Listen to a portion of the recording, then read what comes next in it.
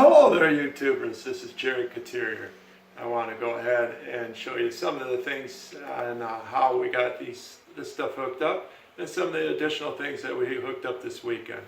Up here, what you can see is how we've been doing our furnace. I got the one side hooked up to solar and the other side hooked up to grid. And in the earlier days, what we've been doing is we were switching it back and forth. As we had power, we would use the solar as much as possible. And now that we're getting more and more capabilities, we've had this on the solar side now for about 2 weeks. And we're hoping that that can stay there for quite some time. One of the other things that we've actually had for a while also is this panel, our wind and solar panel. And I've got it labeled inside here. This actually is a circuit that I added this weekend for the sump pump, one of the circuits. And of course our main, our furnace, which is what you've seen up above there.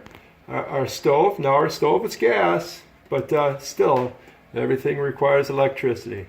The kitchen lights, the master bedroom one, the lower one, which is our basement, the garage one, which I still have a circuit out there that I've still got on the grid, and the car charger that you've seen before. So we will go over to the panel that we did put in, the outlets that we did put in. I put this outlet in this weekend, and this is actually hooked up to our radon mitigation system and our sump pump. And we've got a nice little unit here that actually supposed to break the water down a little bit and help for our water that we've have hooked up here. Another thing that we've done to increase our capabilities is we've gone ahead and purchased a softener which requires no power. It operates completely off of pressure. And it's one good thing about this system is that this actually will give me soft water 24/7. So not only have we been concentrating on creating power, we've been concentrating on reducing the need for power.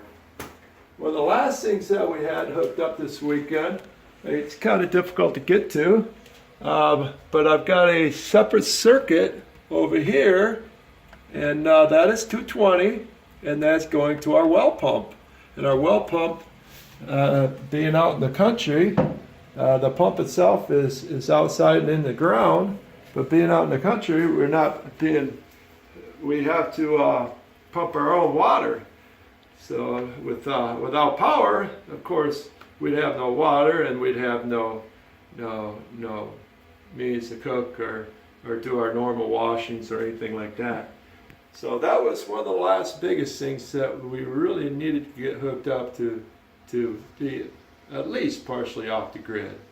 So until we come up with some more additional things, please subscribe and like this video if you like, and we'll talk again.